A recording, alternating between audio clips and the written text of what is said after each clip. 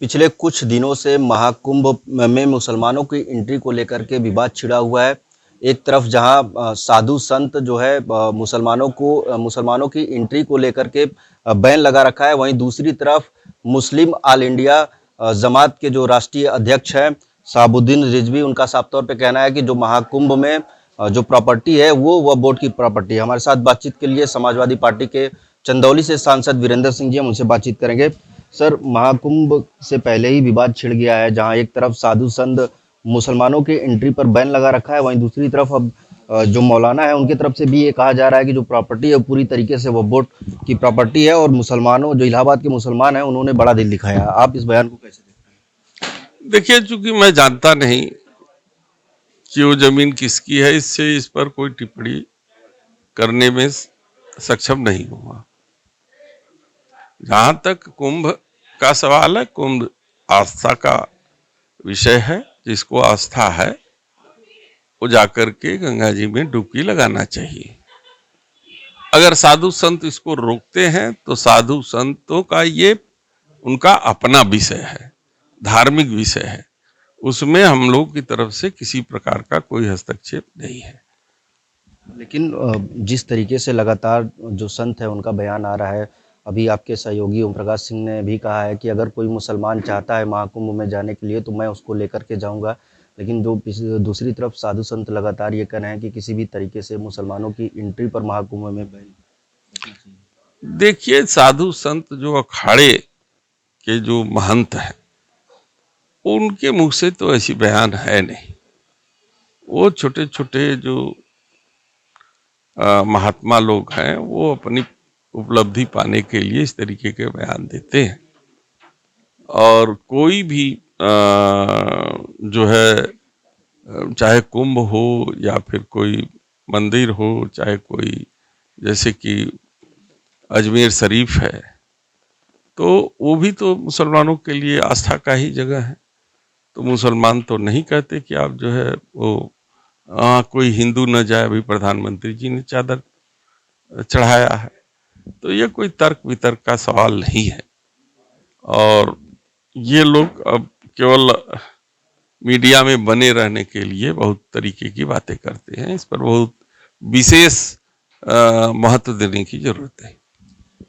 आपने भी महाकुंभ को लेकर के एक चैनल के कार्यक्रम में एक बयान दिया था, जिसको लेकर के जो संत वर्ग है वो काफ़ी नाराज़गी जाहिर कर रही है। आपने कहा था कि ये कड़ाके की ठंड है और ठंड में कुंभ नहाने नहीं जाएंगे, नहीं तो बीमार पड़ जाएंगे, तो दवा कौन करेगा। इस तरीके का एक बयान है जो आपका वायरल हो रहा है। वो पर्सनल बयान था हमारा, उसमें मुझे वायरल है, आज भी वायरल में हमारा मैं हूँ। तो इसलिए मैं अपने लिए कहा होगा कि ठंड है और मैं अब वो 14 तारीख को था तो हमने कहा अभी नहीं जाएंगे।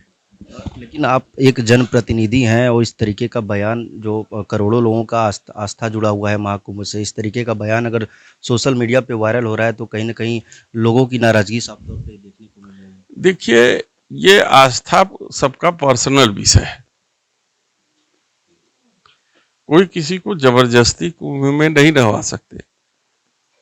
हमारी आस्था रहेगी तो मैं जाऊंगा और शरीर गवाही करेगा तो जाऊंगा। आप जाएंगे? क्यों? अरे, जब हमारी कह तो रहे हैं, जब हमारी तबीयत ठीक रहेगी तो एक आध महीना भी तो पूरा कई दिन है पर्व, तो जाड़ा थोड़ा कम होगा तो जाऊंगा। अब मुख्यमंत्री ने मिल्कीपुर में एक बयान दिया है, उनका साफ तौर पे कहना है कि समाजवादी पार्टी हमेशा से जो है बाबर को मानने वाले लोग हैं ये लोग, और हम श्री राम को पूजते हैं। देखिए, श्री राम जी को अगर ज्यादा इतना मानते तो श्री राम जी उनके ऊपर कुपित नहीं होते और वहां से उनके कैंडिडेट को हराते नहीं। माननीय मुख्यमंत्री जी के पास कोई काम गिनाने के लिए है नहीं। मैं तो कहता हूं कि 5 ऐसे काम माननीय मुख्यमंत्री जी गिना दें जो जनहित का हो, बड़े काम। लेकिन आप कहें तो मैं 15 काम 5 मिनट में गिना दूं माननीय अखिलेश जी का। तो जब काम गिनाने को कुछ नहीं रहता है किसी के पास, तो यही सब शब्दों का इस्तेमाल होता है। बाबर हैं, हुमायूं हैं, यह सब शब्द होगा। अब चाइना में एक और कोरोना वायरस की तरह एक और वायरस फैला है, उसका जो पहला जो पेशेंट है वो बेंगलोर में 8 महीने का बच्चा है, उसके अंदर पाया गया है। क्या आपको लगता है कि हालांकि अभी उसकी आधिकारिक पुष्टि नहीं हुई है, क्या आपको लगता है कि सरकार को इस पे सख्ती करनी चाहिए, क्योंकि जिस तरीके से कोरोना काल में जो लोगों ने झेला था वो दोबारा ना हो सके? सबसे पहले सरकार को चाइना से